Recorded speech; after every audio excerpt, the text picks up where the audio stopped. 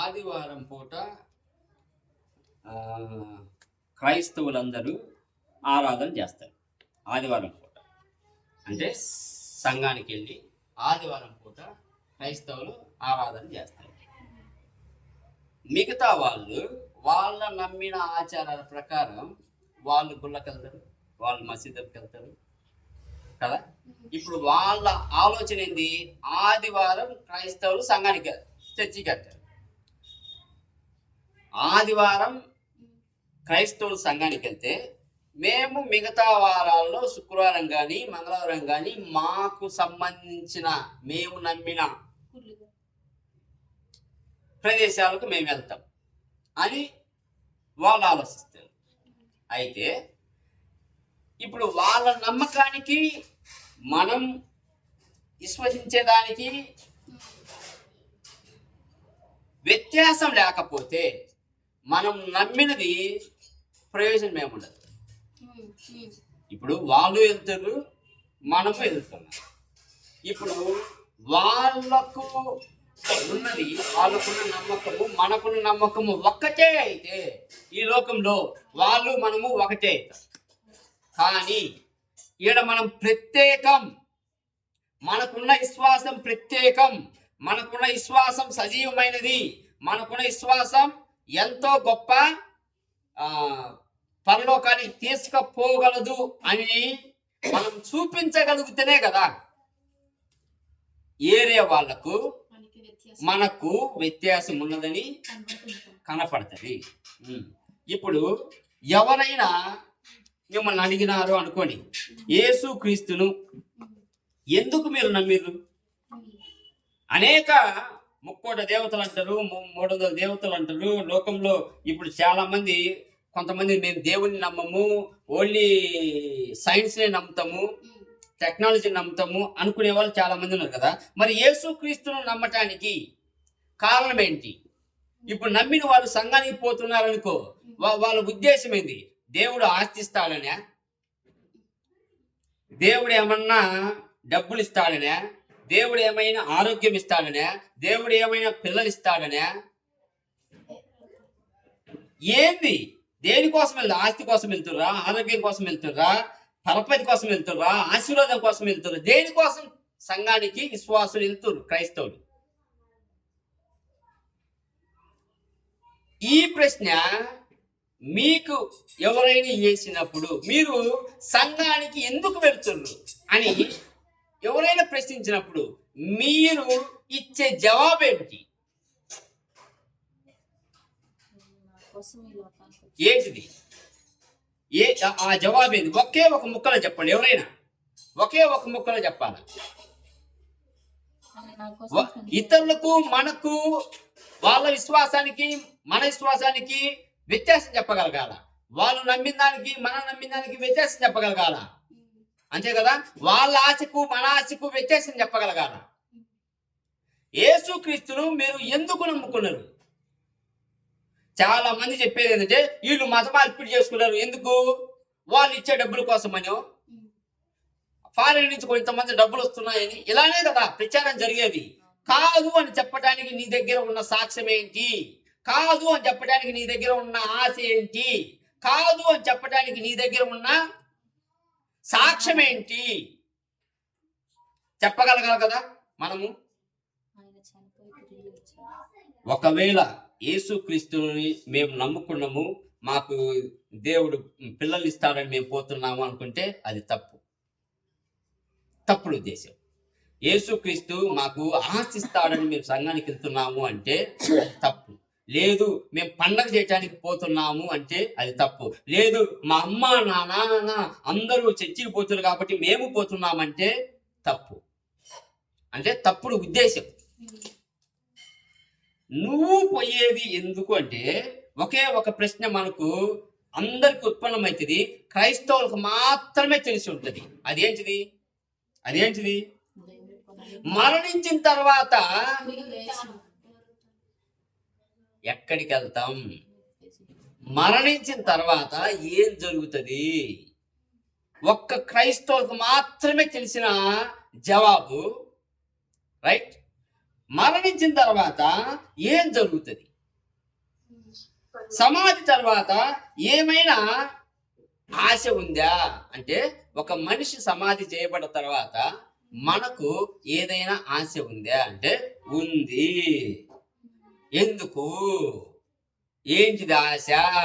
యేసుక్రీస్తు మరణాన్ని జయించి లేచిండు కాబట్టి నీకు నాకు ఆ ఆశ ఉంది. ఇది ఒక్కటే మిగతా వాళ్ళకు మనకు ఉన్న వ్యత్యాసం, వాళ్ళ ఆశకు మన ఆశకు ఉన్న వ్యత్యాసం. పునరుద్ధానం. మరణించిన తర్వాత నేను క్రీస్తుని కలుసుకుంటా, మరణించిన తర్వాత నేను పరలోకంలో ఉంటా.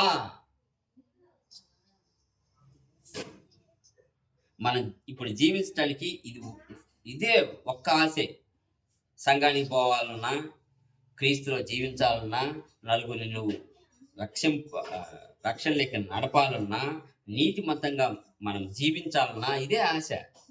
లేకపోతే ఇప్పుడు దొంగలు జీవిస్తుర్రు, రౌడీలు జీవిస్తుర్రు, సినిమా స్టార్లు జీవిస్తుర్రు, డబ్బు పరపతి అందరూ జీవిస్తుర్రు. వాళ్ళు అనేక మార్గాలు అన్యాయంగా సంపాదించి జీవిస్తుర్రు. మరి నేనెందుకు ఆ మార్గంలో సంపాదించకూడదు అంటే, దేవుడు నువ్వు నీతిగా బతుకుతేనే నువ్వు నా దగ్గరికి రాగలవు, నువ్వు పరిశుద్ధంగా ఉంటేనే నా దగ్గరికి రాగలవు. ఇది దేవుడు క్రైస్తవులకు పెట్టిన కండిషన్.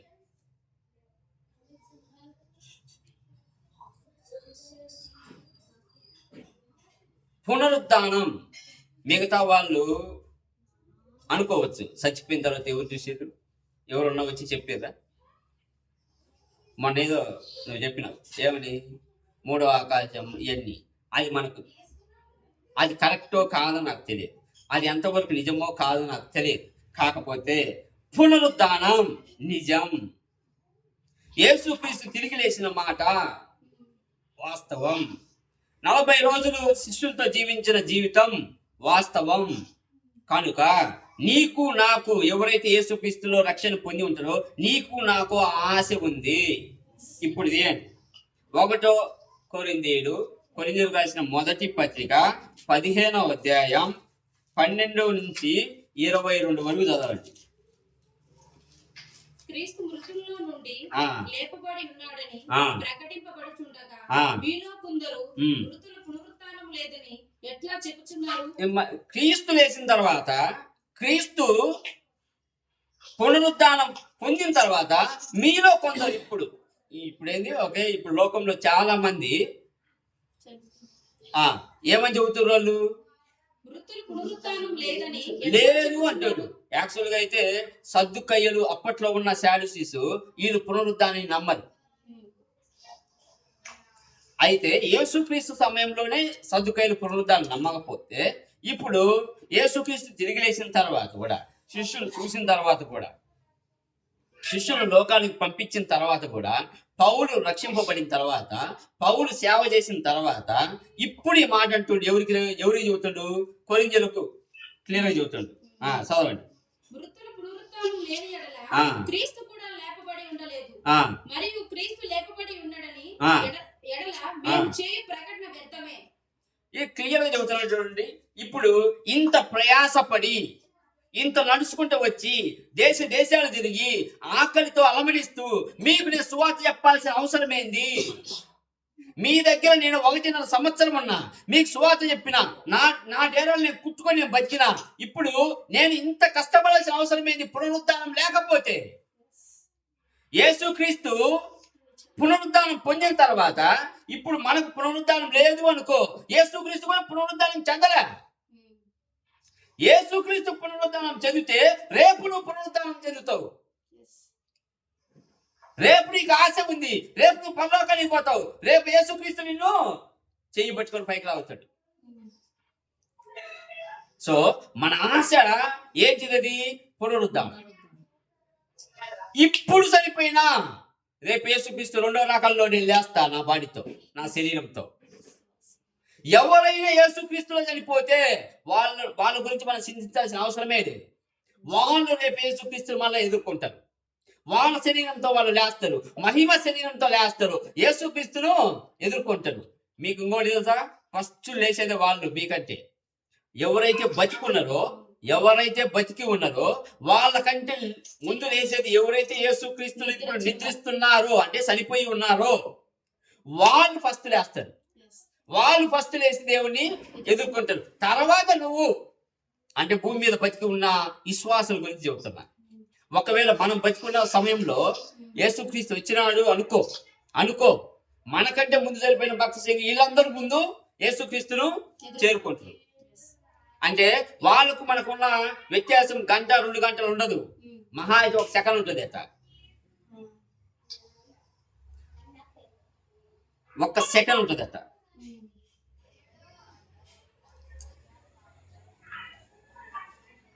అయితే ఎటువంటి బాడీ మనం కలిగి ఉంటాం అనేది ఒక ప్రశ్న. ఇప్పుడు చాలా మంది అంతేగా, ఇప్పుడు చనిపోయిన తర్వాత అది నరకం ఉంటుందో పరలోకం ఉంటుందో మనకు తెలియదు. ఒకటైతే ఎటువంటి బాడీతో లేస్తాం? ఇప్పుడు ఈ శరీరం ఉంది, ఈ శరీరంతో మనం వెళ్ళిపోతామా? ఇలానే ఉంటుందా? ఇప్పుడు మనం బతికే ఉన్నాము, రేపే యేసుక్రీస్తు వచ్చినాడు అనుకోండి, ఇప్పుడు ఇలానే వెళ్ళిపోతాం కదా, ఇదే బట్టలు, ఇదే ప్యాంటు, ఇలానే వెళ్ళిపోతామా? ఎలా ఉంటది ఆ శరీరం? ఇప్పుడు ఈ శరీరం కాకుండా ఇంకొక శరీరం ఏమన్నా వస్తుందా? ఇక్కడ చెప్పేది ఏంటంటే ఇదే శరీరం ఉండొచ్చు, కానీ ఆ శరీరానికి ఉన్న భాష మారిపోతుంది. శరీరంలో ఉన్న భాష ఏంటిది? ఇప్పుడు ఇది నశించిపోయే శరీరం, ఆ శరీరం నశించిపోదు. ఈ శరీరానికి బలహీనత ఉంది, కానీ ఆ శరీరానికి బలహీనత ఉండదు. ఈ శరీరం దాన్ని ఏమంటారు? న్యాచురల్ గా డీకే, ఇప్పుడు చనిపోతే పడుతుంది చూడు, ఆ శరీరం ఇమ్మోర్టల్. ఆ శరీరం ఎప్పటికీ నాశనం కాదు. మనలో ఎవరన్నా కొడితే బాధ ఇలా ఉంటాయి, ఓకే, ఆ శరీరానికి అవి ఉండవు. ఎల్లప్పుడూ ఒకటే ఆనందం, యేసుక్రీస్తును స్తుతిస్తూ జీవించడం. మనకు ఎవరన్నా ఒక మాట అంటే ఒక బాధ కలుగుతుంది లోపల, అక్కడ అది ఉండదు. అంటే అది బలహీనత, ఆ బలహీనతలు ఉండవు.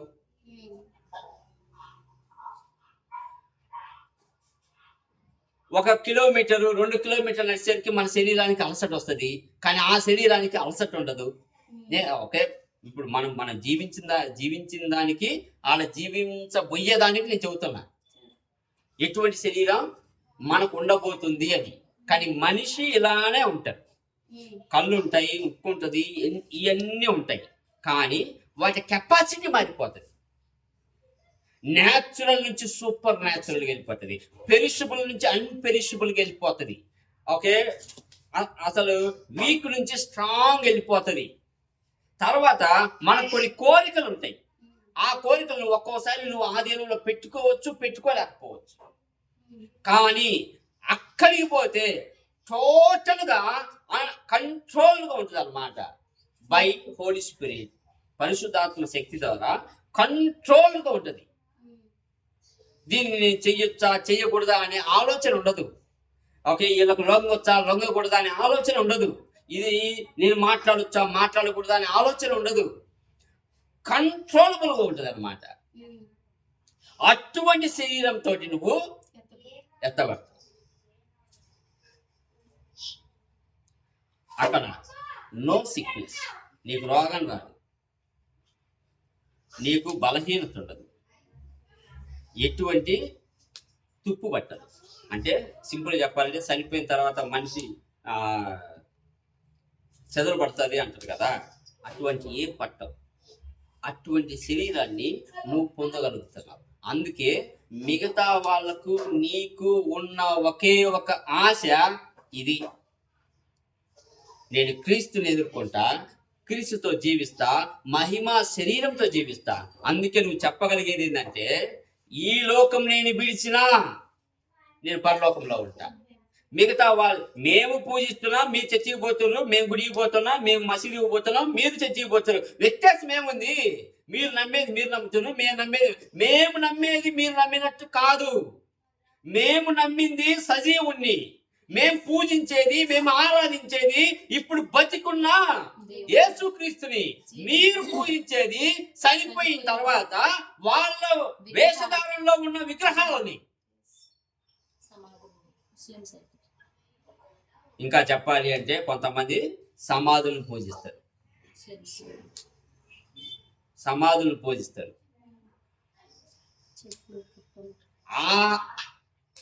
నేను నిర్మోహమాటంగా చెబుతున్నా, దేవదాసయ్య సమాధి పెట్టుకొని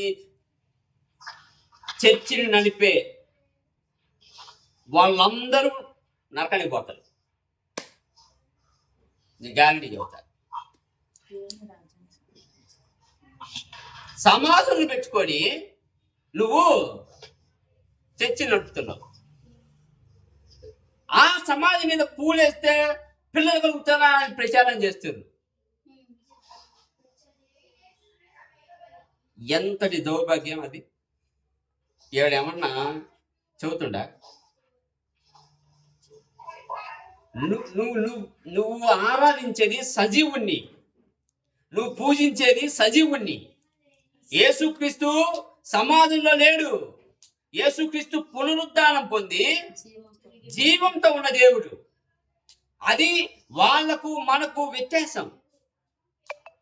రేపు ఇన్ కేస్ మనం మరణించిన తర్వాత కూడా యేసుక్రీస్తు రెండో రకంలో మనకు ఒక ఆశ ఉంది. మళ్ళా మహిమ శరీరంతో పోయి ఆడ జీవిస్తాం. మిగతా వాళ్లకు ఈ ఆశ లేదు, మిగతా వాళ్లకు ఈ విశ్వాసం లేదు. కనుక భూమి మీద ఉన్నప్పుడే మనకు ఛాన్స్ ఏంటిది? నీతిమంతంగా బతకాలి. మనం అనుకుంటాం, మనం ఇంత నీతిమంతంగా బతికి మేళ మిద్దెలు కట్టినాం, ఇంత నీతిమంతంగా బతికి పిల్లల్ని ఏముద్ధరించినాం, ఇంత నీతిమంతంగా బతికి ఏమన్నా సాధించినమా అని అనుకోవచ్చు. కానీ మీరు ఎవరినైతే యేసుక్రీస్తు నడుపుతారో వాళ్ళ నరకాగ్ని నుంచి తప్పించినట్టే, యేసుక్రీస్తుతో మీరు చేర్చినట్టే. మిగతా వాళ్ళు ఎవరైనా కోట్లు సంపాదించని నరకానికి పోతే ప్రయోజనం ఏంది? యేసుక్రీస్తు అంటాడు కదా, ఒక మనిషి శుభ్రంగా పంట వేస్తాడు, పంట వస్తుంది, పంట వచ్చిన తర్వాత గాజులు గీజులకు అన్ని నింపుకొని, పాత్రలకు నింపుకొని, నా ప్రాణమా తిను, సుఖపడు, నీ ఇష్టం ఎంజాయ్ చేయి అని అంటే యేసుక్రీస్తు ఏమంటాడు? ఈ రాత్రి నీ ప్రాణం తీస్తారా? ఏం చేస్తావు? ఇప్పుడు లోకం మొత్తం సంపాదించుకొని ఆత్మను పోగొట్టుకుంటే ఏం ప్రయోజనం రా? నువ్వు సంపాదించినావు, ప్రపంచాన్ని జయించినావు, కానీ నీ ఆత్మను పోగొట్టుకుంటున్నావు. ఆడ దేవుడు నీ ఆస్తిని పోగొట్టుకుంటున్నావు అల్లా, నీ నీ మనుషులు పోగొట్టుకుంటున్నావల్లా, నీ బలగం పోగొట్టుకుంటున్నావల్లా. నువ్వు ఆస్తి ప్రపంచాన్ని మొత్తం నువ్వు జయించిన తర్వాత కూడా నువ్వు నీ ఆత్మను పోగొట్టుకుంటే ప్రయోజనం ఏం లేదు బిడ్డ. అందుకే ఆత్మను రక్షించుకోవాలా, ఆత్మను రక్షించుకోవాలా. ఈ ఆత్మను నరకాగ్నిలో పడకుండా రక్షించుకోవాలా. అందుకే యేసుక్రీస్తు భూమి మీదకి వచ్చి శిలువలో ప్రాణం పెట్టి రక్తం కార్చి పునరుద్ధానం పొందింది ఇది.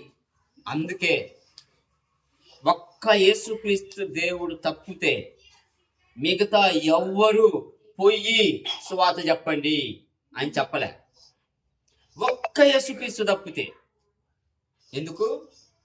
ప్రతి మనిషి నరకాగ్ని గుండా తప్పించాలని, వాళ్ళకు ఆస్తులు రావాలని కాదు, వాళ్ళు మేడ మిద్దెలు కట్టాలని కాదు, వాళ్ళు బాగా సంపాదించాలని కాదు, వాళ్ళు బాగా ఏదో ఆర్థికంగా స్థిరపడి ఓడలు అన్ని సంపాదించుకోవాలని కాదు. దేవుడు తన 12 మంది శిష్యులను పంపింది ఒకే ఒక ఉద్దేశం, ప్రతి మనిషి నరకాగ్ని గుండా తప్పించాలి. అర్థమవుతుందా? అందుకే యేసుక్రీస్తు కూడా చెప్పిన మాట ఒకటే, ఏమని? నీ ఆత్మను పోగొట్టుకోమా. నీ ఆస్తిని పోగొట్టుకున్నా పర్లే, నీ బలగం పోగొట్టుకున్నా పర్లే, నీ పిల్లల్ని, బంధువుల్ని అందరినీ పోగొట్టుకున్నా పర్లే, కానీ నీ ఆత్మను పోగొట్టుకోకూడదు.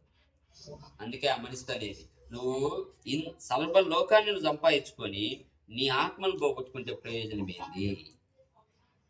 యేసుక్రీస్తు పునరుద్ధానం అయింది కనుక రేపు ఖచ్చితంగా నువ్వు మహిమ శరీరంతో యేసుక్రీస్తుతో జీవిస్తావు. అందుకే పౌలు ప్రయాసపడేది ఎందుకంటే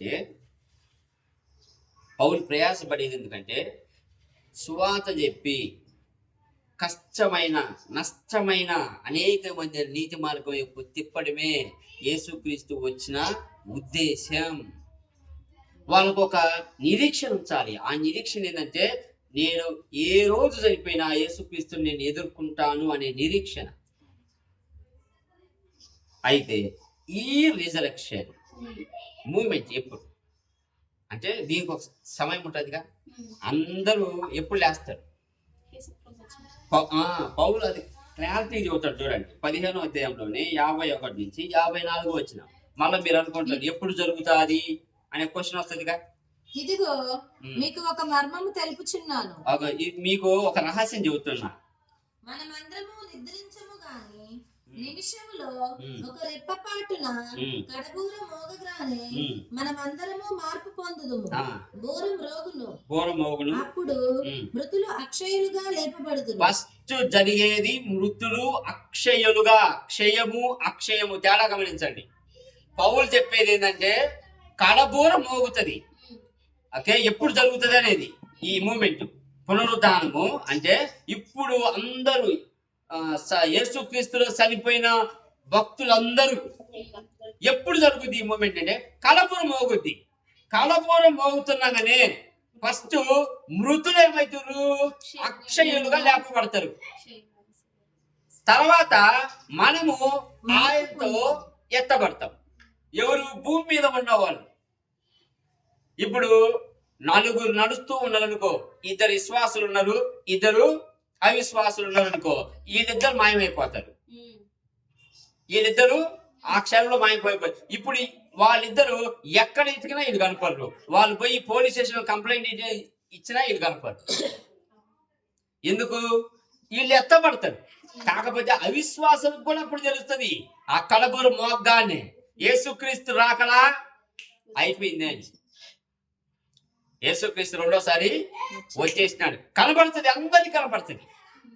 కాకపోతే ఎవరైతే క్రీస్తులో ఉంటారో వాళ్ళు ఎత్తబడతారు, మిగతా వాళ్ళు ఎడబడతారు. అందరూ ఏమవుతారు? అందరూ చనిపోరు. అంటే పౌలు కూడా అప్పుడు ఎక్స్పెక్ట్ చేసిందంటే అతి తొందరలోనే యేసుక్రీస్తు రాకడ ఉందని పౌలు గెస్ చేసేది. అంటే మనం బతికున్నాం కానీ యేసుక్రీస్తు రావచ్చు, మనం బ్రతికున్నాం కానీ యేసుక్రీస్తు రెండో రాకడ రావచ్చు. అంటే వాళ్ళకు అనిపించింది ఏంటంటే భూలోకంలో అప్పుడున్న పరిస్థితుల ప్రకారం ఏషియా, మైనర్ ఏషియా, యూరప్, తర్వాత అరబీ, ఇంతవరకే ప్రపంచం అనుకున్నారేమో. మన నాదులే అనుకున్నారేమో, అంటే ఇంతవరకు సువార్త సరిపోతుందేమో. కానీ చెప్పుకుంటూ పోతా ఉంటే భూభాగం కనపడతా ఉంది. చెప్పుకుంటూ పోతా ఉంటే భూభాగం కనపడుతుంది. అయ్యో ఇంకా ఇక్కడ ఉన్నారు, ఇంకా ఇక్కడ ఉన్నారు, ఇంకా ఇక్కడ ఉన్నారు. అలా ముందుకు వెళ్ళిపోయారు సువార్త చెప్పుకుంటూ. అయితే పౌలు చెప్పడానికి ఏంటంటే మనం అందరం చనిపోము, కాకపోతే అందరం మార్చబడతాం.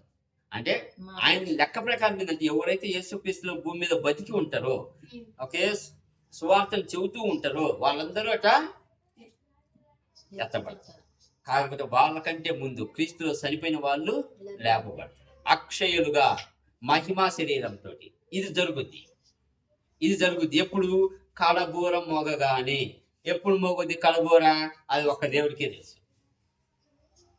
దానికోసం మనము నిరీక్షించాలి, దానికోసం విశ్వాసంతో కనిపెట్టుకొని ఉండాలి.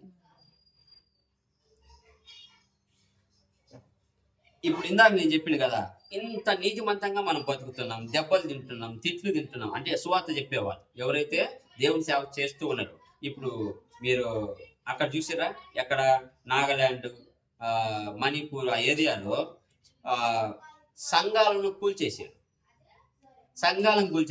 రోడ్డు మీద వానలో పెట్టుకొని వాళ్ళు ఆరాధన చేశారు. ఒక పక్క వాన పడుతూ ఉన్నా గొడుగులు పట్టుకొని, తాచాకులు పెట్టుకొని, ఇంకా చిన్న చిన్న ఆకులు పట్టుకొని వాళ్ళు ఆరాధన చేశారు. నేను నిన్న మొన్న చూసిన వాళ్ళు 3-4 ఉన్నారు. ఒక టెంట్ వేసుకున్నారు బయట ఎన్నో ఒకే కొంచెం ఊరికి దూరంగా. 3-4 ఆరాధిస్తారు. గ్రేట్ కదా. వాళ్ళకు ఒక బిల్డింగ్ లేదు, ఒక ఊరికి దూరంగా పోయారు. ఒక చిన్న టెంట్ వేసుకోరు, ఎండ పడకుండా 4-5 కుర్చీలు ఉన్నాయి, కానీ ఆరాధన చేస్తారు, దేవుని స్తుతిస్తారు. అది కదా కావాల్సింది. ఇప్పుడు ఇన్ని తిప్పలు పడుతున్నాం కదా మనము, మరి మనకు వచ్చే లాభం ఏంది? ఇప్పుడు ఏం చెబుతుండ్రు? తెస్సలోనికీయులకు రాసిన పత్రిక 4వ అధ్యాయం 13-18 వరకు చదవండి. వీళ్ళను దేవుడు ఎంత ఓదారుస్తాడు. నీతిమంతులుగా బతికిన మనము రేపు దేవుడి చేత ఓదార్చ. తెస్సలోనికీయుల పత్రిక 1:4-13-18. సహోదరులారా, నిరీక్షణ అనేది ఇతరుల వలె మీరు దుఃఖపడకుండా నిమిత్తము నిద్రించుచున్న వారిని గూర్చి మీకు తెలియకుండా మాకు ఇష్టం లేదు. నిద్రించుచున్న వారి గురించి మీకు తెలియకుండా నాకు ఇష్టం లేదు. యేసు మృతి పొంది తిరిగి లేచినని మనము నమ్మిన ఎడల అదే ప్రకారము యేసునందు నిద్రించిన వారిని దేవుడు ఆయనతో కూడా వెంటబెట్టుకుని వచ్చును. అది ఇప్పుడు నేను ఇందాక చెప్పిన కదా, మిగతా వాళ్ళేమో మీడలు మిద్దెలు కట్టుకొని అక్రమంగా సంపాదించుకొని హ్యాపీగా బతుకుతూ ఉన్నారు. మనమేమో సువార్త చెప్పుకుంటూ ఊర్లు తిరుక్కుంటూ ఇల్లు తిరుక్కుంటూ యేసుక్రీస్తు నమ్ముకోండి, యేసుక్రీస్తు మీకోసం చనిపోయిండు, రక్షణ తీసుకోండి అని మనం చెప్తూ ఉన్నప్పుడు, మనం కష్టాలు పడుతూ ఉన్నప్పుడు, మనం తిప్పలు పడుతున్నప్పుడు మనకు వచ్చే ప్రయోజనం ఏంటి అని అన్నప్పుడు ఈ వచనం చదివితే మీకు అర్థమవుతుంది. ఏమని? యేసు మృతి పొంది తిరిగి లేచినని మనము నమ్మిన ఎడల కాదు, 13 చదువు. సహోదరులారా, నిరీక్షణ లేని ఇతరుల వల్లే, అంటే ఎవరైతే వాళ్ళు ఉన్నారో వాళ్ళ మాదిరిగా కాదు.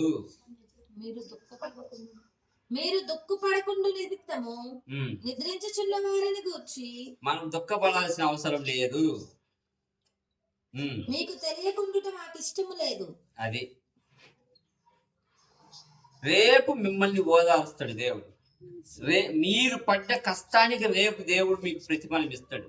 మీరు ఏదైతే ఆత్మల కోసం ప్రయాసపడతారో, మీరు ఎవరి కోసమైతే ప్రార్థన చేస్తారో, ఎవరి నీతి మార్గం తిప్పాలని మీరు ఆశపడతారో, మీ ఆశలకు, మీ పడ్డ కష్టానికి ప్రతిఫలం దేవుడిస్తాడు. ఎలా? బలా నమ్మకమైన దాసుడా రా, నా పక్కన కూర్చో. అంత సౌభాగ్యం ఎవరికి దొరుకుతుంది? అంతటి లక్కీ ఛాన్స్ ఎవరికి దొరుకుతుంది? అది మనకు దొరకాలని దేవుడు ఆశిస్తాడు. అందుకే మనము భూమి మీద మిగతా వాళ్ళ అక్రమంగా బతుకుట కంటే నీతిమంతంగా బతకాలని దేవుడు ప్రేరేపిస్తాడు. మీరు ఇప్పుడు నీతిమంతంగా బతికితే నా పక్కన మీరు శాశ్వతంగా ఆనందంగా బతుకుతారు. అది దేవుడు మనకు చెప్పే ఓదార్పు మాట. అంతే కదా. మిగతా వాళ్ళు కొన్ని కోట్లు సంపాదిస్తారు, మరి వాళ్ళ మాదిరిగా మనం జీవించాలి అని ఆశ ఉంటుందా? ఆశ ఉంటుంది. కానీ సువార్త మోసుకొని అనేక గ్రామాలు తిరిగి సంఘాలు నిర్మించుకుంటూ ఇలా వెళ్ళినప్పుడు నీవు ఎలా డబ్బు మీద మనసు పెట్టలేవుగా. మరి డబ్బు మీద మనసు పెట్టలేనప్పుడు, నువ్వు ఆత్మల కోసం తిప్పలు పడుతూ ఉన్నప్పుడు నీ తిప్పలు దేవుడు గమనించడా? అందుకే రేపు పరలోకంలో నీకు బహుమానం ఖచ్చితం. నీకు బహుమానం ఖచ్చితం. అక్కడ నీకు దుఃఖం ఉండదు. అర్థమవుతుందా? ఓన్లీ సంతోషమే.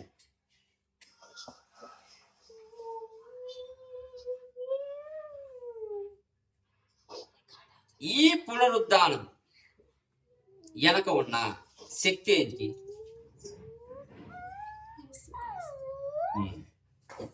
అదే మన బలం. మొట్టమొదట నేను చెప్పిన ఏమని, వాళ్ళు అడుగుతారు క్వశ్చన్ ఏమని, మేము గుళ్ళకి పోతాం, మేము మసీదులకు పోతాం, మీరు సంఘం చర్చికి పోతారు, మీరు నమ్మేది మీరు నమ్ముతారు, నేను నమ్మేది నేను నమ్ముతాను. మీకు మాకు ఏముంది వ్యత్యాసం? అంతేగా, మీరు ఆదివారం పోతాం కాబట్టి మేము శుక్రవారము మంగళవారం పోతాం అంటారు. కాకపోతే మేము పూజించేది, మేము ఆరాధించేది క్రీస్తుడు. ఆయన సజీవమైన దేవుడు, ఆయన పునరుద్ధానం చెందిన దేవుడు. ఆ బలము రోమన్స్ రాసిన పత్రికలో 8, 10 నుంచి 11 వచనాలు చదివితే మీకు చాలా అర్థమైపోతుంది.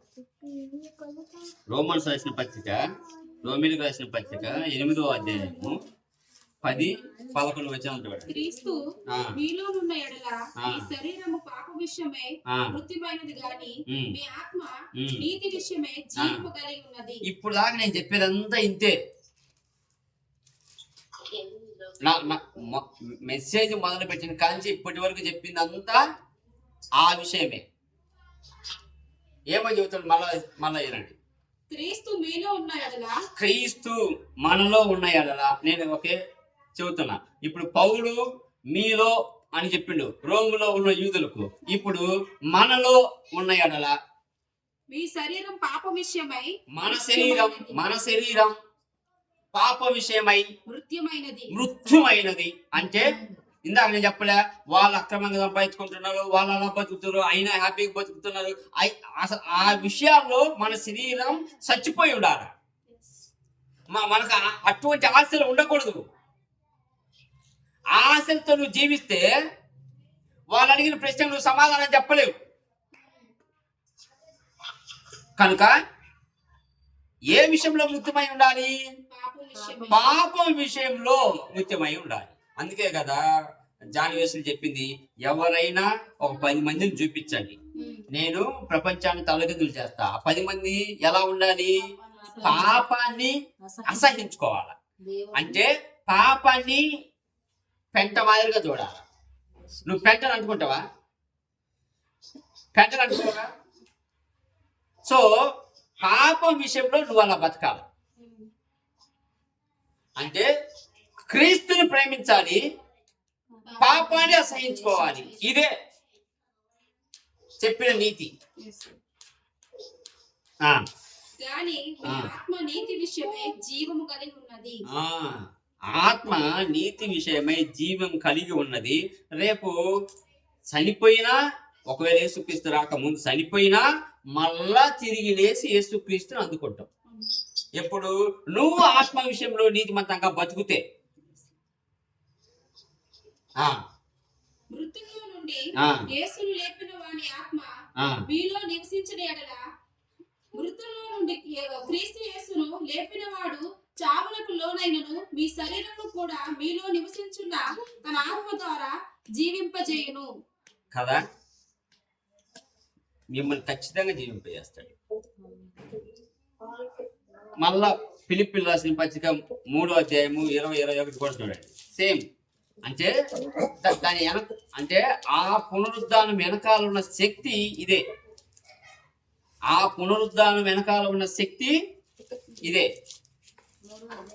3వ అధ్యాయము 20, 21 ఫిలిప్పీయులకు రాసిన పత్రిక. మన పౌరస్థితి పరలోకమందున్నది, మనది ఇది కాదు. ఓకే, ఇప్పుడు ఎమ్మెల్యేలు, ఎంపీలు ఎవరైనా ఉండొచ్చు. మన పౌరు అంటే ఆయన క్లియర్గా చెబుతాడు చూడు, అవర్ సిటిజన్షిప్ ఇంగ్లీష్ లో ఉన్నది. Hour citizenship. ఇప్పుడు యాక్చువల్గా అమెరికా పోయిన తర్వాత ఒక 5 సంవత్సరాలు మనం జీవిస్తే అక్కడ వాళ్ళు ఒక గ్రీన్ కార్డ్ ఇస్తారు. ఓకే, 5 సంవత్సరాలు జీవించిన తర్వాత గ్రీన్ కార్డ్ ఇస్తే దాని మూలకంగా అక్కడ మనకు పుట్టబోయే బిడ్డలకు సిటిజన్షిప్ వస్తుంది. అంటే అమెరికా పౌరసత్వం. అమెరికా పౌరసత్వం వల్ల ఏంది, అమెరికా పాస్పోర్ట్ నువ్వు కలిగి ఉంటే 180 దేశాలు ఫ్రీ, వీసా లేకుండా వెళ్ళిపోవచ్చు పాస్పోర్ట్ తో సహా. పాస్పోర్ట్ ఉంటే చాలు. ఇప్పుడు ఇండియా పాస్పోర్ట్ మనకుంది, అన్ని దేశాలకు పోలేము. నేపాల్, శ్రీలంక, థాయిలాండ్ ఇట్లాంటి దేశాలకు ఇండియా పాస్పోర్ట్ తో మనం పోగలం. కానీ మిగతా దేశాలకు ఇప్పుడు యూకే పోవాలంటే నీకు వీసా ఉండాలి, అంటే ఆ దేశం యొక్క ముద్ర ఉండాలి. ఇప్పుడు ఆ దేశంలో పోయి ఆ దేశం యొక్క సిటిజన్షిప్ కావాలి అంటే ఆ దేశం పోయి 5 సంవత్సరాల నుండి అప్పుడు వాళ్ళు పర్లేదు, లాస్ట్ 5 సంవత్సరాల నుంచి నువ్వు ఇక్కడ ఉంటున్నావు, మా దేశానికి ఎంతో కొంత ఉపయోగపడుతున్నావు, మా దేశం నీ యొక్క సర్వీసును ఉపయోగించుకుంటుంది అని నమ్ముకున్న తర్వాత వాళ్ళకు స్టాంప్ వేసి ఇస్తారు, you are the citizenship of US, UK, Australia అని. ఇప్పుడు మనకు సిటిజన్షిప్ ఎక్కడుంది? ఆ, అందుకే ఒక పాట ఉంటుంది కదా, ఏం పాట అది?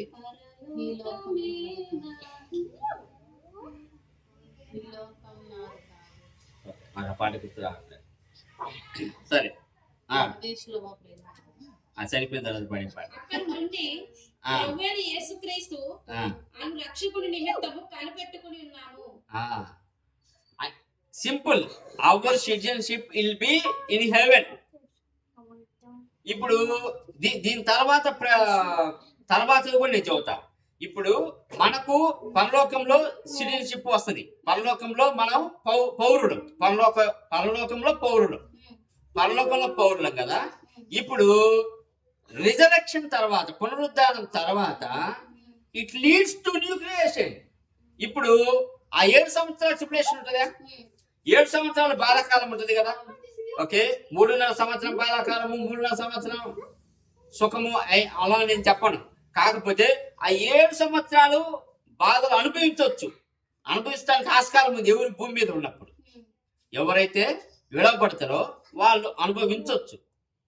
ఓకే, దానికి క్లారిటీ లేదు. కాకపోతే that is the 7 years tribulation period. సైతాన్ పూర్తిగా భూలోకాన్ని రూల్ చేస్తుంది. దాని తర్వాత ఏమవుతుంది, సైతానికి దేవునికి యుద్ధం, సైతాన్ ఓడిపోతుంది.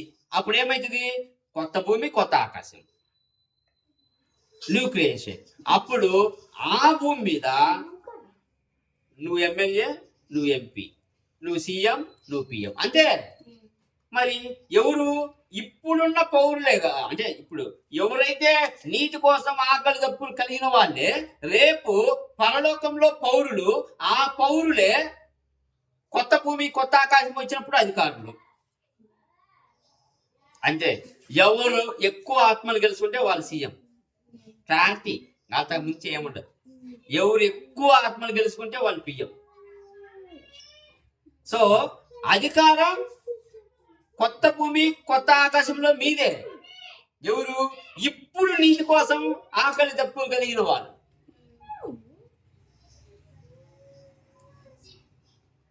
అదే రోమన్స్ 8వ అధ్యాయంలో 18 నుంచి 23 ఉంటుంది చూడండి. రోమిలకు రాసిన పత్రిక 8వ అధ్యాయము 18 నుంచి 23. 8వ అధ్యాయమే 18 నుంచి 23. మన ఎడల ప్రత్యక్షము కాబోవు మహిమ ఎదుట ఇప్పటి కాలపు శ్రమలు ఎన్నతగినవి కావని ఎంచుచున్నాను. అప్పట్లో వచ్చే సంతోషము, అప్పట్లో అంటే రేపు రాబోయే సంతోషము, రేపు రాబోయే ఆనందము, ఇప్పుడు పడే శ్రమ నీకు ఇంత కూడా ఉండదు. కంపేర్ చేసుకుంటే పౌలు ఎంత జ్ఞానంతో రాసిండంటే అంత జ్ఞానంతో రాసిండు. ఎవరికి అంత చిక్కగా రాసిండు. భలే క్లారిటీ ఉంటది. మన చదవండి. మన ప్రత్యక్షము కాబోవు మహిమ ఎదుట మన ఎడల ప్రత్యక్ష కాబోవు మహిమ అంటే మన ముందు కనపడుతుంది ఆ మహిమ. మనం ఆ మహిమను అనుభవిస్తాం, మనం ఆ సంతోషాన్ని అనుభవిస్తాం, ఆ ఆనందాన్ని అనుభవించబోతున్నాం. ఇప్పుడు ఆ ఆనందం, ఆ సంతోషం ముందు ఇప్పుడు నువ్వు పడి శ్రమ ఇంత కూడా అసలు నువ్వు జ్ఞాపకం కూడా తెచ్చుకో. అలా ఉంటది నువ్వు ఇప్పుడు నీతిమంతంగా యేసుక్రీస్తు కోసం బతికితే. అర్థమవుతుందా? How do I get it there? What?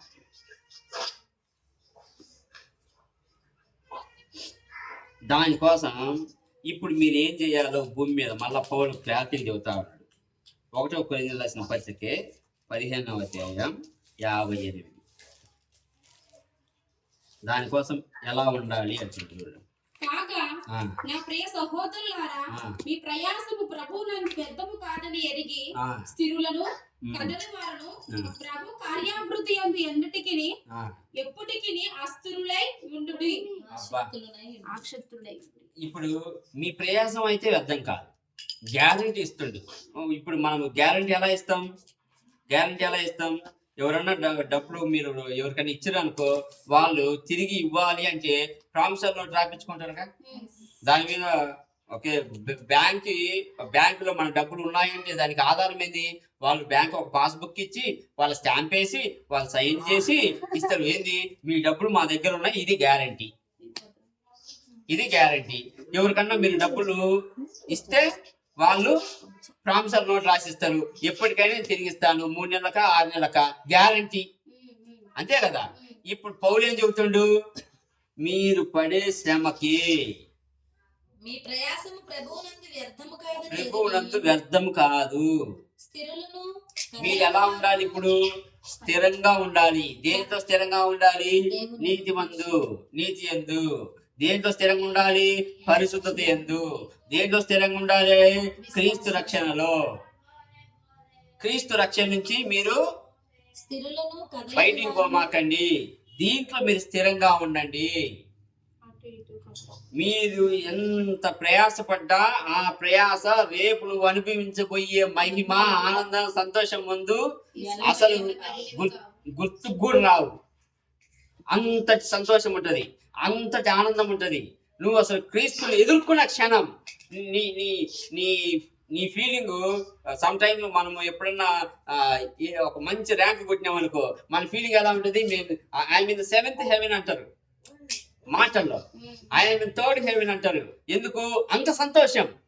అంటే ఒక వ్యక్తి 3 సంవత్సరాలు కష్టపడి IAS ర్యాంక్ కొట్టినాడు అనుకో, వాడి ఫీలింగ్ ఎలా ఉంటుంది? అసలు ఉబ్బి తబ్బిపోయిపోతా ఉంటాడు. వాడు పడ్డ ఆ 3 సంవత్సరాల కష్టము డే నైట్ చదివి ఉంటాడుగా, టీ కాఫీలు పెట్టుకొని చదివి ఉంటాడుగా, ల్యాంపులు పెట్టుకొని చదువుకొని ఉంటాడు కదా. కానీ ఆ కష్టం మొత్తం గుర్తు తెచ్చుకోడు. కానీ ర్యాంక్ కొట్టిన క్షణము వాడు ఆనందం, వాడు సంతోషం, అది వేరే లెవెల్లో ఉంటుంది. అలానే రేపు నువ్వు క్రీస్తుని ఎదుర్కొన్న సంతోషంలో ఇవన్నీ నువ్వు పడే శ్రమలు, నువ్వు పడే కష్టాలు అవన్నీ దిగదుంపే. కనుక మనకు ఒక ఆశ ఉంది, మనకు ఒక నిరీక్షణ ఉంది, మనకు ఒక విశ్వాసం ఉంది. ఆ విశ్వాసము, నిరీక్షణ, ఆశ ఏంటంటే రేపు నేను క్రీస్తుని ఎదుర్కొంటా. నేను ఈ భూలోకం క్రీస్తు వచ్చేంత వరకు, కడబూరం మోగేంత వరకు నేను బతికి ఉంటే, అంటే మట్టిలోకి పోకుండా ఉంటే క్రీస్తుని డైరెక్ట్గా ఎదుర్కొంటా. ఒకవేళ చనిపోయినా నేను లేస్తా, మహిమా శరీరంతో పోయి ఎదుర్కొంటా మళ్ళా. ఆ నిరీక్షణ మనకుంది. అందుకే మిగతా వాళ్ళ మాదిరిగా నువ్వు నిరాశకు లోను కాకండి అని చెబుతుంది. మిగతా వాళ్ళ మాదిరిగా మీరు నిరుత్సాహపడమాకండి. మీరు మిమ్మల్ని వెలబెట్టి దేవుడు మిమ్మల్ని కొనుక్కున్నాడు. మీరు నీతిగా, పరిశుద్ధంగా జీవించండి. రేపు మీరు పడ్డ ప్రయాసకు 4 ఇంతలు దేవుడు ఆనందమిస్తాడు. ఆ మహిమలో మీరు జీవిస్తారు. ఆయన సృష్టించబోయే నూతన ఆకాశం కానీ, నూతన సృష్టి కానీ, నూతన భూమి కానీ మీరే అధిపతులు, మీరే అధికారులు. మీకు అంత ఆశతోటి, ఆ నిరీక్షతో బతకండి. ఇప్పుడు దానికోసం మీరు ఏం చేయాలి అంటే, ఎప్పటికీ మీరు యేసుక్రీస్తు కోసం ప్రయాసపడితే అది వ్యర్థం కాదు. పౌలు క్లారిటీ చెబుతాడు, అది వ్యర్థమే కాదు, దానికి ప్రతిఫలం దేవుడు ఇస్తాడు.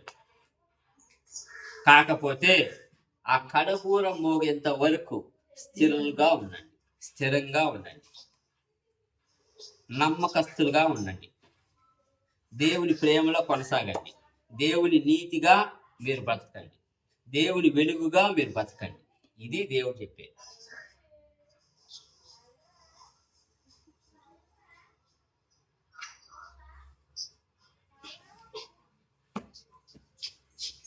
కనుక మనం ఇతరుల మాదిరిగా చనిపోతే ఏమవుతాం, సమాధి చేయబడిన తర్వాత మనం అడిగిపోతాం, ఇటువంటి అనవసరమైన ప్రశ్నలు మనకు ఉండకూడదు.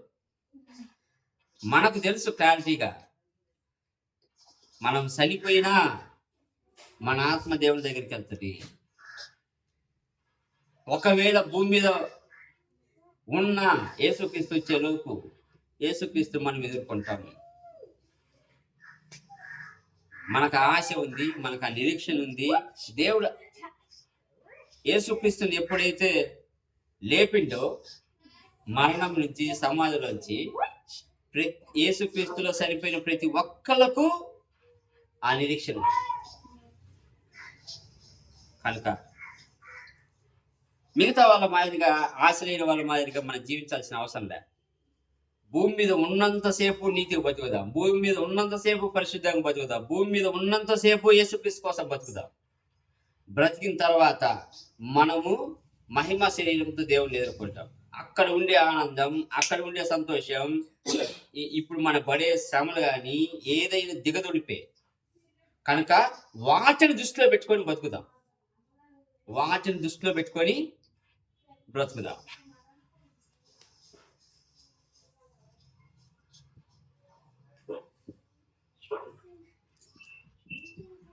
మనం ఎప్పుడు రేపు ఎలా బతుకుదాము అనేది కాకుండా ఈ రోజు వరకు దేవుడు నీకు ఈ రోజు ఇచ్చాడు కదా, రేపు అనేది దేవుడు తీసేస్తాడు. ఈ రోజు నేను క్రీస్తు కోసం బతుకుతున్నానా లేదా, ఈ రోజు నేను క్రీస్తు చిత్తాన్ని నేను నా జీవితంలో జరిగిస్తున్నా లేదా, ఇంతవరకు మీరు ప్రశ్నించుకోండి. మరలా దేవుడు నీకు రేపు ఇచ్చినాడు అంటే సంతోషం, రేపు కూడా ఇదే విధంగా బతుకుతారు.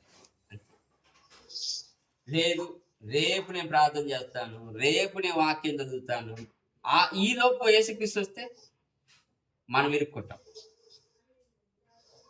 కనుక ఏ రోజుకి ఆ రోజు దేవుడు మీకు ఇచ్చిన అవకాశాన్ని ఉపయోగించుకోండి. దేవుని కోసం బతకండి, దేవుని కోసం, దేవుని రాజ్యం కోసం బతకండి.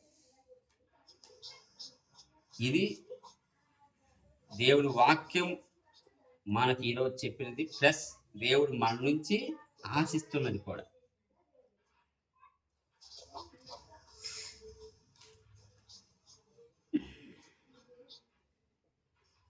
కళ్ళు మూసుకొని ప్రార్థన చేద్దాం.